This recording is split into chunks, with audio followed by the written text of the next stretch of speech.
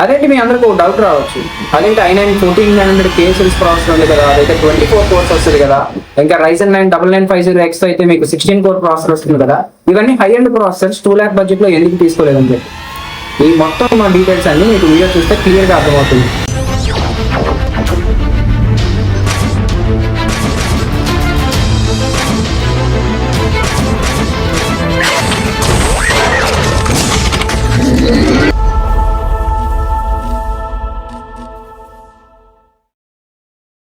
Hello everyone, welcome back to JoJo Tech. ఈ రోజు వీడియోలో మనం బిల్డ్ చేసిన పీసీ ఒక ప్రొఫెషనల్ ఎడిటర్ కోసం. ఈ కస్టమర్ మోస్ట్లీ యూజ్ చేసే softwares after effects, DaVinci Resolve లాంటివి. ఇది కూడా ఆయన 4K టైం మీద వర్క్ చేస్తారని చెప్పారు. వీళ్ళకి కావాల్సింది స్మూత్ ప్లేబ్యాక్ స్పీడ్, ఇంకా ఫాస్టర్ ఎక్స్పోర్ట్స్ కావాలని చెప్పారు. అది కూడా అండర్ 2 lakh బడ్జెట్ లో. సో అండర్ 2 lakh బడ్జెట్ లో నేను ఈ కాన్ఫిగరేషన్ లో ఏ చేంజెస్ చేశాను, ఎలాంటి ప్రొడక్ట్స్ యూజ్ చేశాను అనేది ఈ వీడియో లాస్ట్ వరకు చూస్తే మీకే క్లియర్ గా అర్థమవుతుంది. సో నేను ఈ 2 lakh బడ్జెట్ లో మాక్సిమం పర్ఫార్మెన్స్ వచ్చేలా and at the same time future proof ఉండేలాగా ఈ పీసీని డిజైన్ చేసాం. సో ఈ పర్టికులర్ పీసీలో ఏ కాన్ఫిగరేషన్ యూజ్ చేసాం, ఏ పార్ట్స్ వాడాం, ఏ బ్రాండ్స్ నుంచి తీసుకున్నాం అనేది ఈ వీడియో లాస్ట్ వరకు చూస్తే మీకే క్లియర్ గా అర్థమవుతుంది. First coming to the processor, మనం AMD Ryzen 9 9900X ని చూస్ చేసుకున్నాం. ఈ ప్రాసెసర్ మీకు 12 కోర్స్ ఇంకా 24 థ్రెడ్స్ తో వస్తుంది and with Boost speed up to 5.6 GHz. ఇది AMD Zen 5 ఆర్కిటెక్చర్ తో బేస్ అయి రావడం వల్ల compare to the previous generation Zen 4 ఇది 15 to 20% హైయర్ IPC తో వస్తుంది. IPC అంటే ఇన్స్ట్రక్షన్స్ పర్ సైకిల్.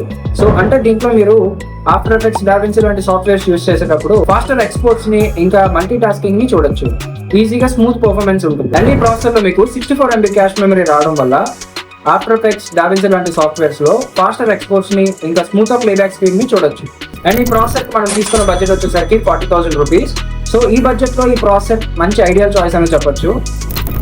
అదేంటి మీ అందరికి ఒక డౌట్ రావచ్చు, అదేంటి i9 1400K సిరీస్ ప్రాసెసర్ ఉంది కదా, అదైతే 24 కోర్స్ వస్తుంది కదా, ఇంకా Ryzen 9 9950X అయితే మీకు 16 కోర్ ప్రాసెసర్ వస్తుంది కదా, ఇవన్నీ high end processors 2 lakh budget లో ఎందుకు తీసుకోలేదండి ఈ మొత్తం మా డీటెయిల్స్ అన్ని మీకు వీడియో చూస్తే క్లియర్ గా అర్థమవుతుంది. ఎందుకంటే మీరు CPU తీసుకునేటప్పుడు ఓన్లీ CPU ఇంటెన్సివ్ గానే మీరు ప్లాన్ చేయకూడదు. ఒక పీసీ అనేది ఎప్పుడు వెల్ బ్యాలెన్స్డ్ గా ప్లాన్ చేసుకోవాలి. లైక్ GPUకి ఎంతవరకు ఇస్తున్నామో ఇంపార్టెన్స్, CPUకి అంతవరకు ఇవ్వాలి. అది కూడా డిపెండ్ ఆన్ సాఫ్ట్వేర్. మీరు ఏ సాఫ్ట్వేర్ యూజ్ చేస్తారో ఆ సాఫ్ట్వేర్ తగ్గట్టు CPU ఇంకా GPUని బ్యాలెన్స్ చేస్తూ ఒక పీసీని మీరు బిల్డ్ చేసుకోవాలి. సో ఈ పీసీకి ఇంకా మదర్ బోర్డ్, గ్రాఫిక్ కార్డ్ ఇలాంటి ఐటమ్స్ అన్ని మనం ఉన్నాయి కాబట్టి ఈ వీడియో చూడండి, మీకు క్లియర్ గా అర్థమవుతుంది. Coming to the mother board, MSI నుంచి X870 gaming plus wifi model అయితే చూస్ చేశాను. ఈ మోడల్ లో మీకు 4 RAM స్లాట్స్ అయితే వస్తున్నాయి. ఈ RAM slots expandable up to 256 GB memory. So అంటే 64 GB స్టిక్స్ ని మీరు 4 వేసుకోవచ్చు కంఫర్టబుల్ గా. అండ్ ఇందులో SSD విషయానికి వస్తే ఫస్ట్ ప్రైమరీ స్లాట్ కింద మీకు Zen 5 స్లాట్ ఇచ్చాడు. ఇది ఒక మేజర్ అడ్వాంటేజ్ అని చెప్పాలి. ఎందుకంటే Zen 5 స్లాట్ లో ప్రెసెంట్ ఉన్నప్పటికీ మీకు 14,700 MB per read second speed ఉంది. అండ్ Zen 4 విషయానికి వస్తే 7,450 MB per read స్పీడ్ ఉంది. సో ఇందుకే Zen 5 స్లాట్ మీకు మేజర్ అడ్వాంటేజ్ అవుతుంది ఫ్యూచర్ పర్పస్ కి. అండ్ Zen 4 స్లాట్స్ వచ్చేసరికి 2 స్లాట్స్ వచ్చారు. సో 25,000 బిలోలో ఇది ఒక మంచి మదర్ బోర్డ్ అని చెప్పాలి. So coming to the graphic card slot, ఇది PCIe Zen 5 వస్తుంది కాబట్టి మీరు 50 సిరీస్ కార్డ్స్ అని ఈజీగా వేసుకోవచ్చు. అండ్ మీకు డౌట్ ఉండొచ్చు, 40 సిరీస్ గ్రాఫిక్ కార్డ్ వేస్తే మీకు పర్ఫార్మెన్స్ ఏదైనా డౌన్ అవుతుందా అని. లేదు, రెండు మీకు 16x ల్యాన్ లోనే పరిగెడుతున్నాయి. సో 16x స్లాట్ లో ఈజీగా పెట్టుకోవచ్చు. ఈ మదర్ బోర్డ్ స్లాట్స్ గురించి ఇంకొక విషయం క్లియర్ గా చెప్తాను. దీంట్లో ఇచ్చిన గ్రాఫిక్ కార్డ్ స్లాట్ మీకు PCIe Zen 5 తో వస్తుంది. అండ్ ఈ స్లాట్ మీకు Ryzen 9000 సిరీస్ ఇంకా 7000 సిరీస్ ప్రాసెసర్ కి మాత్రమే ఫుల్ బ్యాండ్విడ్త్ లో వర్క్ అవుతాయి. అండ్ ఎప్పుడైతే 8000 సిరీస్ ప్రాసెసర్ ని బోర్డ్ యూజ్ చేయాలనుకుంటున్నారో ఇది ఒక బ్యాడ్ చాయిస్ అని నేను చెప్తాను.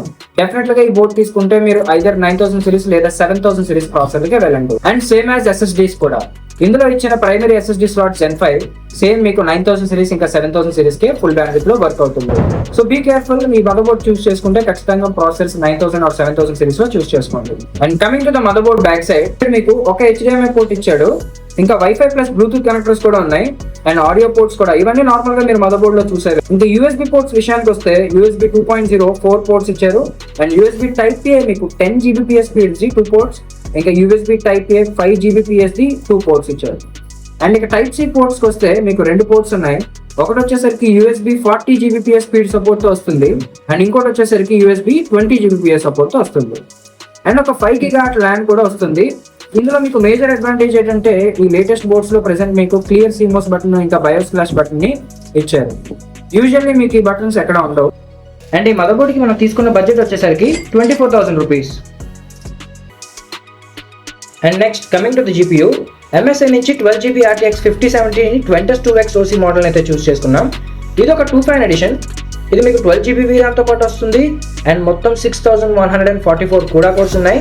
ఈ గ్రాఫిక్ కార్డ్ మొత్తం 2542 మెగాహెర్ట్జ్ క్లాక్ బూస్ట్ తో వస్తుంది అండ్ ఈ గ్రాఫిక్ కార్డ్ మీకు 192 మెమరీ బస్ స్పీడ్ తో రావడం వల్ల 4K వర్క్ లోడ్స్ అని చాలా ఈజీగా అవుతాయి. ఒక గ్రాఫిక్ కార్డ్ లో మీరు చూసుకోవాల్సిందల్లా బిట్ రేట్ ఎంత బాగుంటే అంత మంచి వర్క్ లోడ్స్ ని హ్యాండిల్ చేస్తుంది. అండ్ ఈ గ్రాఫిక్ కార్డ్ కి మనం తీసుకున్న బడ్జెట్ వచ్చేసరికి 60,000 రూపీస్. సో ఇక్కడ మీకు డౌట్ రావచ్చు, 12GB 5070 మీకు 60,000 అలా పడుతుంది కదా బ్రో, మరి 16GB మీకు 5060 Ti జస్ట్ 50,000 వచ్చేస్తుంది కదా, అది 16GB గ్రాఫిక్ కార్డ్, దాన్ని ఎందుకు మనం యూజ్ చేయలేదని చెప్పేసి. సో క్లారిటీ ఏంటంటే గ్రాఫిక్ కార్డ్లో మీకు సిరీస్ ఉంటాయి, 5060, 5070, 5080, 5090 ఇలా ఒక సిరీస్ ఉంటుంది. సో దీంట్లో మీకు 8GB, 12GB, 16GB అనేది VRAM ఇస్తారు. సో ఇక్కడ జీబీ ఎంత ఇంపార్టెంటో మీరు యూజ్ చేసిన సిరీస్కి బస్ స్పీడ్ ఇంకా CUDA కోర్స్ కూడా అంతే ఇంపార్టెంట్. ఒక ఎగ్జాంపుల్ చెప్తాను. మనం 16GB 5060 Ti అన్న గ్రాఫిక్ కార్డ్ని తీసుకుందాం comparative, so competitive 12GB 5070తో.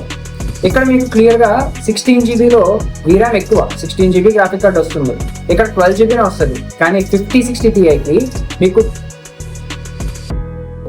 And దీని యొక్క బస్ స్పీడ్ కూడా 128 బిట్ వస్తుంది. సో ఇక్కడ మీరు 5070 కంపేర్ చేసుకుంటే ఇది 12GB అయినా సరే 6144 CUDA కోర్స్ వస్తాయి అండ్ ఇది 192 బిట్ మెమరీ బస్ స్పీడ్తో వస్తాయి.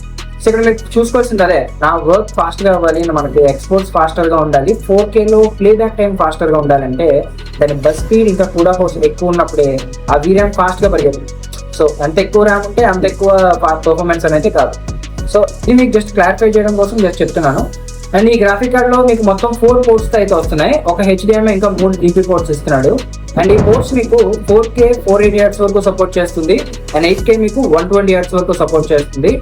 అండ్ ఈ గ్రాఫిక్ కార్డ్ మీరు తీసుకుందాం అనుకుంటే మాత్రం దీనికి పవర్ సప్లై డెఫినెట్ గా మీరు 750 or 850 పర్టికులర్లీ రికమెండెడ్, మినిమం దానికన్నా ఎక్కువే మీరు తీసుకోవాలి. అండ్ నెక్స్ట్ వచ్చేసరికి ర్యామ్ మనం 32GB DDR5 6000 MHz ఇచ్చాను XPG ల్యాన్సర్ బ్లేడ్ నుంచి. ఎందుకంటే ఇక్కడ నేను ర్యామ్ నెక్స్ట్ వచ్చే ర్యామ్ SSD రెండు బడ్జెట్ ని కన్సిడర్ చేసి ఇచ్చామన్నమాట, ఎందుకంటే 2 lakh లో మొత్తం బిల్డ్ కంప్లీట్ చేయాలి. సో ఇక్కడ నేను కొంచెం డ్రాప్ అయ్యాను. ర్యామ్ ప్రెసెంట్ 32GB ఇస్తున్నాం, ఫ్యూచర్ లో వాళ్ళు ఇంకొక 10 to 1 month లో ఈజీగా ఇంకో 32GB ఇన్స్టాల్ చేసుకుంటారు. అండ్ ఈ ర్యామ్ మనం తీసుకున్న బడ్జెట్ వచ్చేసరికి 11,000 రూపీస్. అండ్ నెక్స్ట్ మనకి SSD వచ్చేసరికి వెస్టర్న్ డిజిటల్ బ్లూ నుంచి ఇస్తున్నాను 1TB NVMe. ఇది మీకు Zen 4 సపోర్ట్ తో వస్తుంది కాబట్టి 7100 Mbps స్పీడ్ తో వస్తుంది.